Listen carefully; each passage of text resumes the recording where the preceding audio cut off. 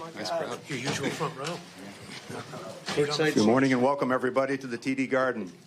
Glad you could join us here this morning for a historic and proud moment in Celtics history. We welcome the two newest Celtics to our squad.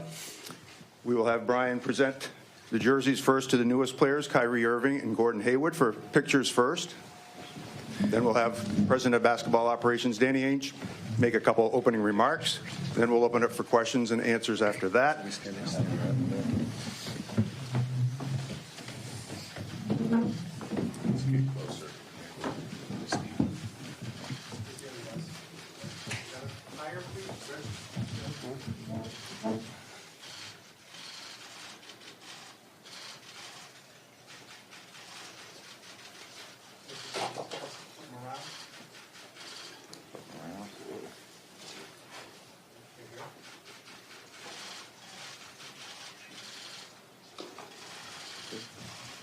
Okay, good. All right. Got it.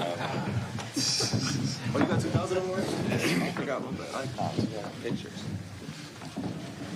Thank you, everybody, for being here. We're very excited today to introduce you to Gordon. Some of you have talked to Gordon over the phone, but for all sorts of different circumstances, it was very challenging. He came out from San Diego cross country twice in order to, with the idea of meeting our media that just didn't work out, logistical reasons. And we're glad to have him here with us. His family just landed late last night, so his two little girls are probably sleeping right now. Hopefully. And they're not able to be with us, but we welcome them to Boston also. And Kyrie is filming a movie down in Atlanta. Uncle Drew. His strength coach, Robin Pound, calls it an hour-and-a-half commercial, but I'm anxious to see the reviews, get the real reviews. We welcome Kyrie's people here, too. Jeff Wexler, his agent here, and strength coach. Robin Pound. My dad, my uncle. Alex. Family. Who else? Am I missing it? Oh, stand up. Kyrie's dad, stand up. Oh, man, come on. Wow. Boston University legend. All right. They retired his jersey at BU, didn't they? Yes, they did. All right, number 11. Mm-hmm. Just to say, on behalf of the Celtics, since 1946, we've been a championship-driven organization, and we believe we've added two players here who are championship quality players on the court and championship quality people off the court in the community. And the more I've gotten to know them recently, and the more I've watched them over their careers, but even recently getting to know the qualities of their intense desire to be the best they can be on and off the court makes me convinced that they're a great fit for Celtic pride and for our drive towards Banner 18. So I just want to personally welcome and thank Gordon Hayward and Kyrie Irving for joining the Celtics.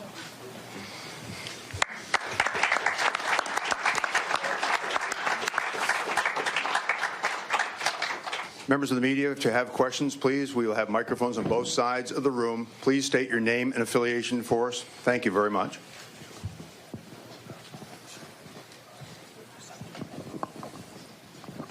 Taylor Snow, Celtics.com. Welcome, guys. Kyrie, you've said that you want to be in a place where you can maximize your potential. Why do you feel that Boston could be that place for you? Well, first and foremost, before we get into that question, before we dive into the importance of why we're all here, I just want to appreciate everyone up here on the stage and the opportunity that's in front of us to go after something that's bigger than ourselves. But before we get to that, I just wanted to say that sometimes we get lost into these two hoops in this basketball, that the most humane things that make us human, we lose track of sometimes. And I want to take a time out to, wish my well energy and heartfelt to Jay Crowder and his mother, because that's a hard situation to go through, especially when it gets wrapped up in all this, as well as IT's sister, and as well as those affected in Charlottesville and those affected in Houston. That is all reality-based, and I live in that world. In this basketball, me perfecting my craft is very important to me, but outside of this game, I live a very much real life, and I appreciate all the people around me as well as all the human beings I end up meeting. And I just wanted to come out and say that my appreciation for the world goes deeper than I think a lot of people realize. And I take my respects for all those people as well as everyone affected by anything.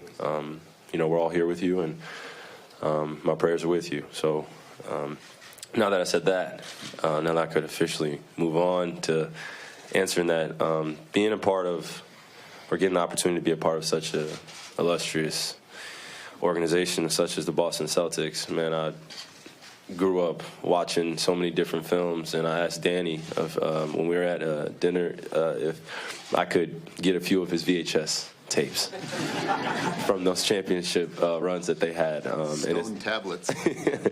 All those, and when you have the unique opportunity of having special people and being a part of an organization like this, and they do everything possible in order to put themselves out there to make such a great thing happen, you're just appreciative, and I'm grateful. And I can't wait to get on the floor and to maximize my potential. I just want to be around those incredible coaches and those incredible minds and incredible individuals. And I felt like in doing that, Boston came right at the exact time, and it was meant to be that way. So I trust in that, and I'm glad to be here. And Gordon, do you feel similar? I mean, why do you feel like this is a place where you can continue to grow as well? Similar to what Kyrie has just said. Just the people that are, here at this organization, the history that they have. Coach Stevens, I think that I've kind of scratched the surface of what I can become, and I think being here with the city and the fans. It's really exciting to be here. I think it's going to be a great year, and for sure I think that we can all improve and get better. Kyrie, in the middle. Kyle Hightower of the Associated Press. In your thank you note to Cleveland on Instagram, you referenced Robin there as a 19-year-old kid and taking the next step now in your journey as a 25-year-old man.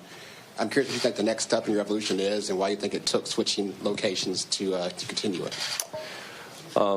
Well, when you get drafted into this great league, some of us come in at different ages, and as a 19-year-old kid, if you think about it, I'm starting my first year of college, or finishing my first year of college, my freshman year, and life hits. Man, you go to different hotels, you're in different places, in different cities, and you have to adjust to what's going on. And it took me a little while to do that. On the court was incredible, but then you start figuring out what is important to you off the floor and how it's conducive for your development on the floor. Then you start finding that importance, and then it all starts making sense. It took a few things for me to go through in Cleveland for me to understand that, of learning the hard way. But we're all human beings, and I think that we've all been through a few hard times to where it's changed the landscape of what you think and what you feel. So it was my time to do what was best for me in terms of my intentions, and that's going after something bigger than myself, and honestly being in an environment that is conducive for my potential. And I think that statement is just self-explanatory because it's pretty direct in terms of what my intent is, and it's to be happy and be with a group of individuals that I can grow with. And that is not a knock on anything that has transpired in my 6 years, because it was an unbelievable experience, man. To think about what we accomplished in Cleveland, and then individually as well, it bypasses the amount of moments that I had with all the special people out there. So that me leaving there wasn't about basketball. It was more or less about creating that foundation of me in Cleveland, and then now taking this next step as a 25-year-old evolving man and being the best basketball player I can be. Jeff Goodman with ESPN. Kyrie, everybody kind of wanted to know why you left Cleveland specifically. You say it's to kind of grow and be able to maximize your potential. What was the biggest issue in Cleveland that you felt like you weren't able to realize that potential? I wouldn't call them issues. It is exactly what I just said, and that's where it will always be, because that was my intent. It was an unbelievable journey, an unbelievable ride, but I knew that I wasn't going to come up here to specifically point at individuals, specifically point at what issues here, whatever, because that's not important to me at all. And it'll be an unbelievable experience for something new, and to be in a place like this where everyone will gravitate not only to us as individuals, but us as a collective group and a team. And they've done it past years before us, and they will continue to do it past years after us. And I just want to be a part of that. So, this question is for Kyrie and Gordon Hayward. This city, the fan base is loyal to a core, but at the same time, if you don't play well, if you don't do well, the fan base also lets you know. How do you guys plan to deal with both sides of times when it's fantastic and they're all over you, and times when it's not going so well and they're all over you? You got G. Go that one. It's the ownership's fault when it goes badly. They know that. I mean, I think we've been in this league long enough to realize that it's like that a lot of places. I think what's special about here is it seems like they're pretty educated sports fans here, so they know a little bit more. And for us, at least for me individually, I've never tried to get too high on the highs, too low on the lows, because it can change really quickly either way. And, I don't really try to not look at what outside people think. We look at who's in the locker room. We believe in ourselves, and you kind of keep it moving from there. Raul Martinez with NBC Boston. Gordon, you accepted this deal knowing that you had Isaiah Thomas and Jay Crowder. With this process with Kyrie and the trade, what was kind of going through your mind, seeing that's now a completely different roster with IT gone and Kyrie there? Yeah. IT did a tremendous job as far as helping recruit me here to the city of Boston. He talked about Boston as a city, the fans, the organization, the coaches, the people that are involved behind the scenes. And, he was somebody that I was definitely excited about playing with. He had an unbelievable player, unbelievable year last year. I'd be lying if I said that wasn't the truth. But like I just said, I've been in this business long enough to realize it is a business. Things happen, things can change, and I go from an opportunity playing with IT and the rest of the guys that were on to now playing with Kyrie Irving, who's an unbelievable, one of the best basketball players in the league, and another great opportunity for me. And same thing as far as the other players go as well. Jay Crowder, tremendous basketball player. Unfortunate that I won't get a chance to play with him. But at the same time, we get Marcus Morris, Aaron Baines, Marcus Smart, Rozier, two young guys, Jason and Jalen. And so I'm Big Al. Big Al Horford for sure. He was there with me too, recruiting me. And so the opportunity is still there for me, and I'm going through it. It's something I'm just looking at it, just excited about coming here, moving to Boston, moving my family here, and thrilled to get the season going. It's about to be crazy, G. Kyrie, this question is for you. Josh Brigadier with Channel 5 here in Boston. Do you feel the additional challenge now of the burden of taking this team on your shoulders, knowing Isaiah Thomas is not here now, and you taking that on as the point guard? Fans obviously had an attachment to Isaiah. Mm-hmm. Wondering your thoughts on that. Is there ever such thing as one person carrying the whole team? I don't think so. And when you have a collection of individuals that we're all having one mission and one goal and collectively getting better every single day, there are a lot of moving parts. And you have to depend on those moving parts to do their job at the ultimate ability that only they'll know. And it's our job to bring the best out of one another every single day. And I think that's been echoed throughout this whole entire organization, as well as the players and the tradition that's here in Boston. There is no one player. There are some very, very special talents. But I think that the teams get remembered more than the players sometimes, even though you guys do have some Hall of Famers here. A few numbers retired in those rafters. So I think the appreciation goes a lot deeper because of that team atmosphere, and there is no such thing as putting the team on your shoulders. You'll see some unbelievable things from probably 1 through 15, and we'll be just as elated as if it was the first guy, the second guy, the third guy. And that's the common knowledge that I have of this game that was given to me, and the love that I have for it because of being on a special team like that and having special individuals and looking the man in the eye and telling them that you can depend on me. There's nothing like that. So. Brian Rao, Boston Sports Journal. This question's for Danny. After the trade was originally announced last week. Obviously, it took a little longer to get it finalized. Were you guys surprised that the Cavs were looking for more compensation there, and that it took so long for everything to come together? I won't comment on any of our communication over the last week. It's private. Kyrie, Mike Petralius, CLNS Media. Obviously, Danny just said that he can't comment, but emotionally for you, what has the last week been like? The roller coaster, it's had to have been some sort of roller coaster as the two teams tried to work things out. Well, throughout this time, I've been very patient in the approach. I knew what the intent was when I asked for the trade initially, and it just was left at that, just patiently waiting. So it was honestly the most human thing I could have done, which is ride the roller coaster wave of emotions. But the important thing at the time was honestly coming off of the finals loss and kind of not wallowing in my sorrows, but trying to figure out the next step in order to achieving that goal. And in doing that, made it just a very courageous decision in order to take myself and my intent and want to be a part of something bigger than myself. And when Boston came a knocking, I was answering. So it was pretty awesome about the way it all transpired. Because throughout this time, I didn't say anything, not a word.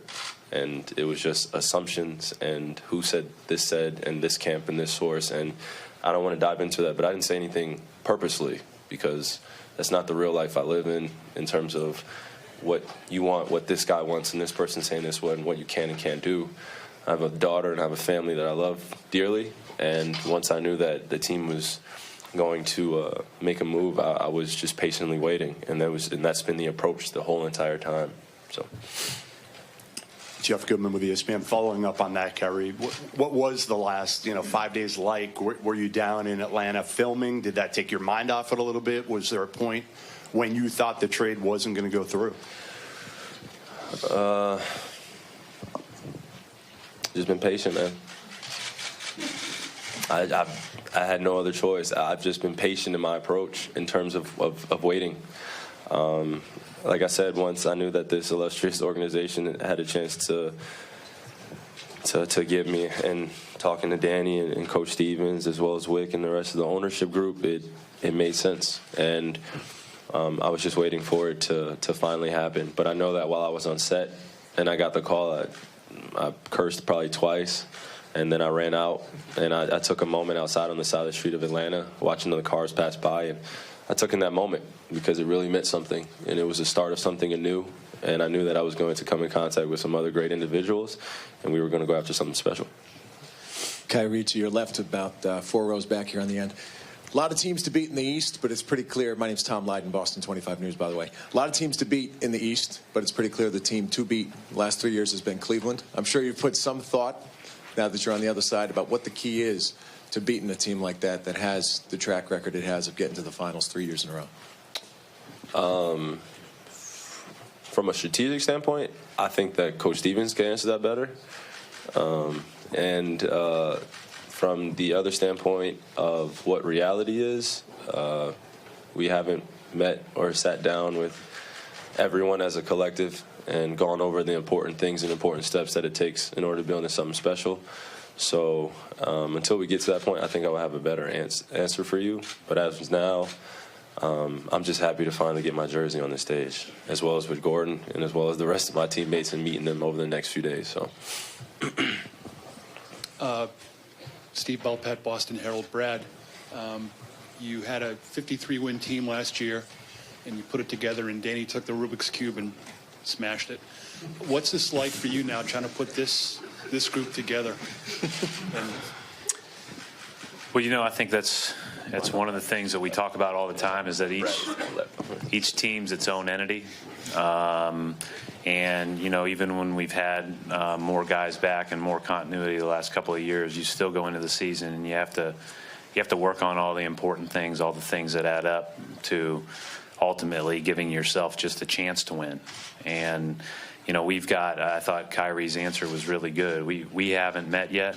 Obviously, we're still in the off season where we're limited in what we can do. And when we have our first team meeting, when training camp begins, that's going to be important because we need to set the tone for, building a foundation on both ends of the floor. I think that we have to be, as you know, the most important thing to me over the last few years is we all know in Boston what we're shooting for. That's a given, right? That's what you're playing under, both in this facility and at the practice facility. But ultimately, the path is, are you getting better?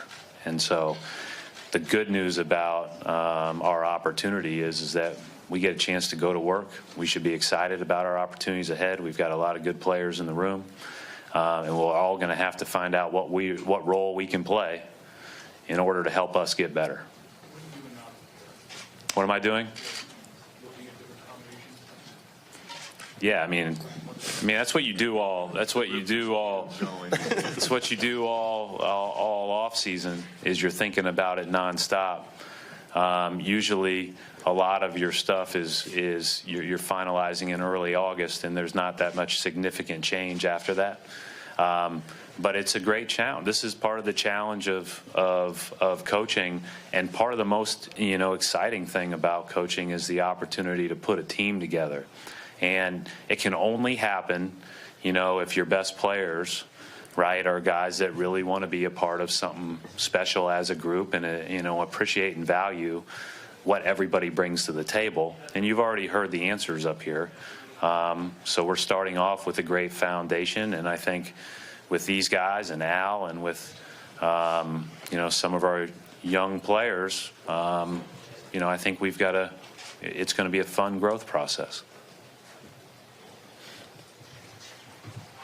Kyrie, Tom Westerholm with Mass Live. From what you've seen as an opponent, what are you looking forward to about playing in Coach Stevens' system?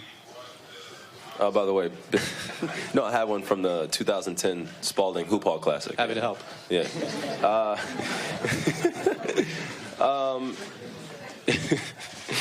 To be honest, I've only had the unique opportunity of playing against Coach Stevens over the last few years. So, I coached you in a game where we gave up 197 points. That goes back to just playing both ends of the floor, Coach.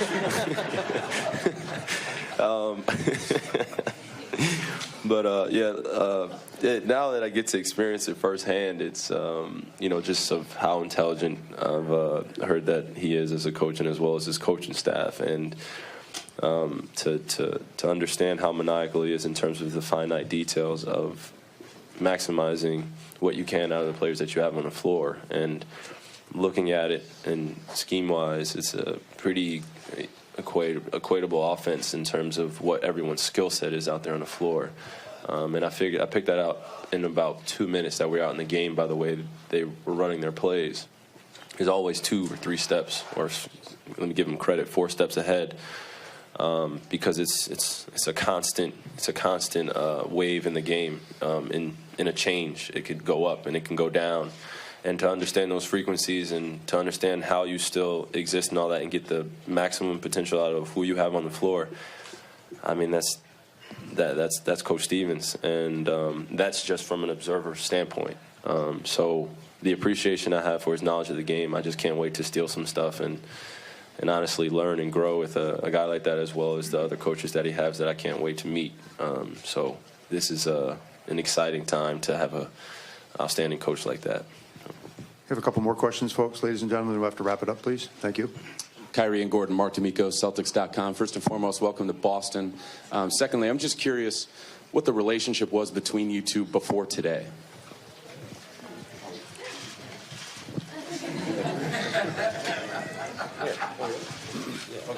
All-star opponents.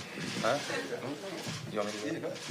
I think the first thing is that it's like destiny. We both have March 23rd birthdays, so it's bound to happen at some point in time. What was that, 2012?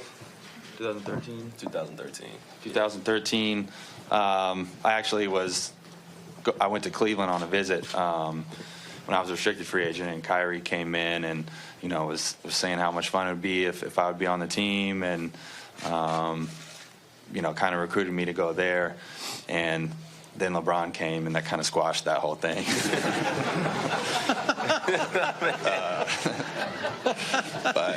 But it came full circle, and here we are now. USA.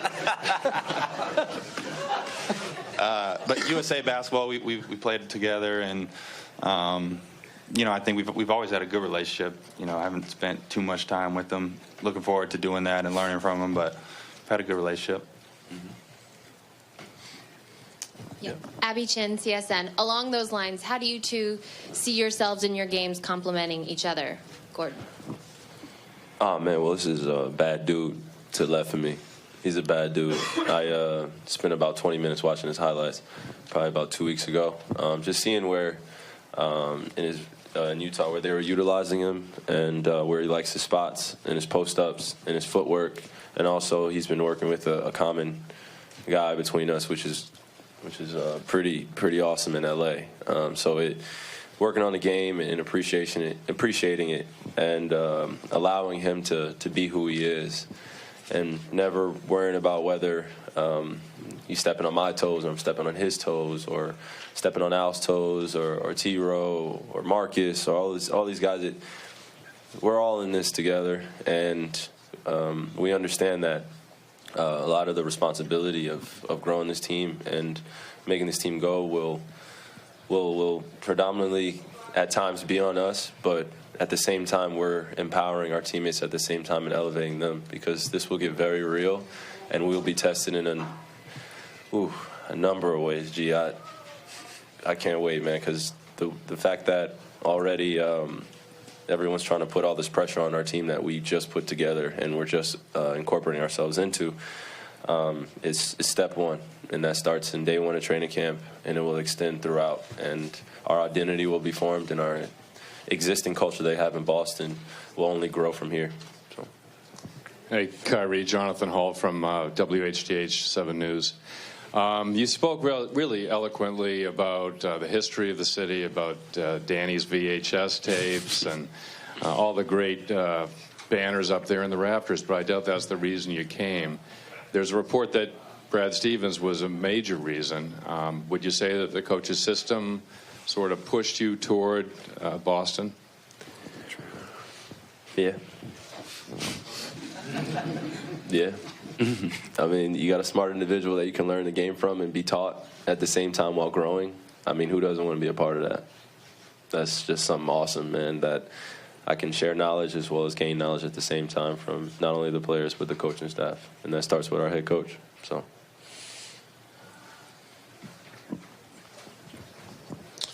Levin Reed, WBZ. This is for Gordon. Gordon, you obviously were with Coach Stevens in college. What has changed in that time period now that you're embarked on a kind of a new relationship with the Celtics? Yeah, so a lot has changed since we last were together.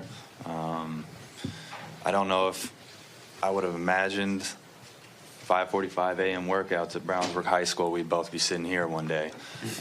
He couldn't even grow a beard last time I saw him. That's right. I could not. Yeah. Can you? Yeah, that's right.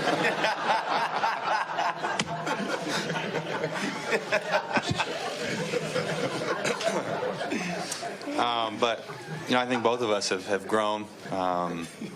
It's both.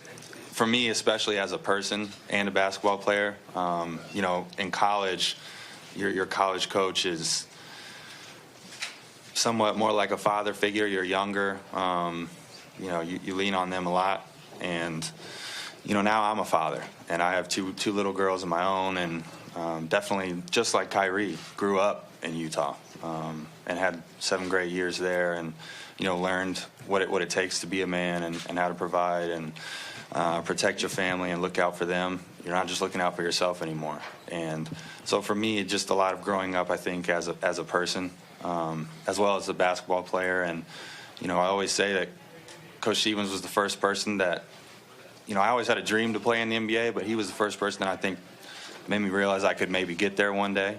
And so to be back and reunited with him again, I'm just beyond excited and can't wait to get to work. Man, there's just a lot of tangles here. It is. A lot of circles. I come to do next year after your miraculous shot at almost winning. You did have to bring up the hip thing. That's what I'm saying. How many times is that going to happen? Kyrie, Jeff Goodman again, ESPN. What's your relationship like with LeBron now, and have you spoken to him since this whole process began with asking for the trade? No, I haven't spoken to him. And my intent, like I said, was for my best intentions and to look back at the amount of ground we covered in the last 3-year span, or even before that, because we had a prior relationship, and to really realize how special that was and how much growth happened in that amount of time. I'd be sitting up here and telling you guys a lie if I didn't tell you I learned so much from that guy. The perfection of the craft comes in a variety of forms, and you watch and you watch and you ask a lot of the great players, what does it take to be great? And I've had the unique opportunity to play with one of the greats, and it was awesome. At times it was all over, just like it is in any other team. And when you look back and you're eternally grateful for the moments that you've had and you've shared, you're able to put peace with that journey and start anew. And this was a very, very challenging decision at first, but after a while, when you understand and you have that confidence in yourself to understand the magnitude of what you actually can accomplish and potentially can do with other great people. And now that I'm sitting here, it just echoes in terms of me just being very appreciative of not only the Cleveland fans, all of Ohio, but as well as Bron in incorporating me into that special team that we had in Cleveland. Because, 3 finals in a row, all the shared memories, all the individuals with T-Top, Swish. I could go down the line with the guys that I played with in Cleveland, but they all know how I feel about them individually, as well as the amount of love that we have for one another. The brotherhood exists even without all of this, and it will continue. So that's exactly where it is, and I'm very appreciative of it. Kyrie, Gordon, thank you very much, gentlemen. Thank you very much. Welcome again to the Celtics and to Boston. Ladies and gentlemen, this concludes our press conference for today. Have a great Labor Day weekend. Thank you very much.